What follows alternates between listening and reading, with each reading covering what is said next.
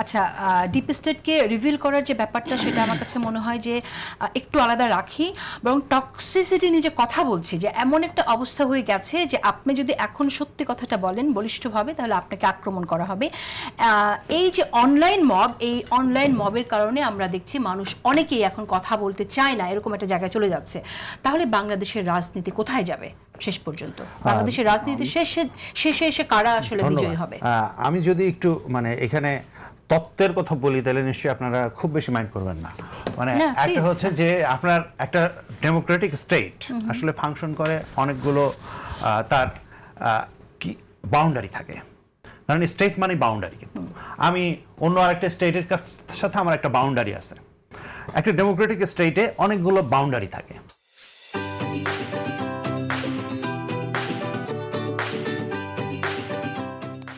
আপনি যখন একটা ডেমোক্রেটিক স্টেটকে এই যে ডেমোক্রেসির সুবিধাটা নিয়ে তার ডেমোক্রেটিক স্ট্রাকচারটাই ভাঙতে চান, তখন কি করেন? ওই বাউন্ডারিটাকে আপনি ভাঙতে থাকেন। এই বাউন্ডারিটা ভাঙতে ভাঙতে ভাঙতে ভাঙতে এমন একটা জায়গায় নিয়ে যাওয়া হয় যে তখন আর ওই ডেমোক্রেটিক স্টেটটা ফাংশনেবল থাকে না। তখন ফাংশনেবল না থাকলে কি হয় যে তখন আসলে একটা ফ্যাসিজম এসে মানে বাসা বাঁধে। এইটার তত্ত্বটা কে দিয়েছিলেন? Curl Smith. কার্ল স্মিথকে হিটলারের গুরু। হ্যাঁ, তো হিটলার কিরকম এরকম ধরনের এই যে ব্যবস্থা থেকেই কিন্তু এসেছিলেন, মানে যে ভোটের ব্যবস্থা থেকেই কিন্তু আসলে হিটলার তৈরি হয়েছিলেন। হিটলার যখন হ্যাঁ ফ্যাসিস্ট বইলে আসেন না, হ্যাঁ পপুলার ভাবে He was popular. তো এই যে এইটা কি হয়, এটা আস্তে আস্তে কি কি জিনিস ভাঙতে থাকে। ধরেন আপনার প্রথমে ধর্ম, বর্ণ, এইটার ভিত্তিতে একটা বিভেদের জায়গা সে তৈরি করে। সে কি করে? মিথ্যা বয়ানকে সামনে নিয়ে আসে, মিথ্যা বয়ানকে আসলে পপুলারাইজ করতে থাকে, আরেকজনকে ভিলিফাই করতে থাকে, করতে করতে করতে করতে ডেমন বানায় ফেলে। তাকে মারাটা তাকে হত্যাযোগ্য করে ফেলে। তাকে ডেমন বানায় ফেলে। তখন তার মারাটা পাপ, শুধু হত্যাযোগ্য না, তাকে মারলে আপনার পুণ্য হবে। এইরকম জায়গায় নিয়ে যায়। এই যে জায়গাটা নিয়ে যাওয়া, এটা কিন্তু একটা বিরাট কাজ। মানে এটা একটা মানে ধরেন এই যে টক্সিসিটি বলছি আমরা, সেটা একটু টক্সিসিটিতে আসলে সীমাবদ্ধ থাকে না। এটা শেষ পর্যন্ত ভায়োলেন্সে করায়।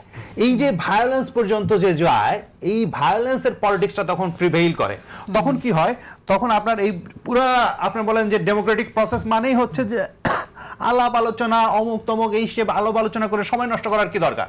আমরা একটা আদেশ দিয়ে দিলাম, এই আদেশ অনুসারে সবাই চলবে। এই যে আদেশ অনুসারে সবাই চলে যাওয়ার যে পদ্ধতি, এই আলাপ আলোচনা তখন গুরুত্বহীন হয়ে যাবে, আদেশটা তখন হচ্ছে গুরুত্বপূর্ণ হয়ে যাবে। এই যে পদ্ধতিটা, এই পদ্ধতিতে আসলে ফ্যাসিজম কায়েম হওয়ার একটা পদ্ধতি। এটা আপনি আমরা সেই জায়গায় ভালো যাচ্ছি কিনা একটু শুনি। সামনে রেখে এটা করেন না কেন? এইরকম প্রসেসে এই জায়গায় যেতে সে বাধ্য।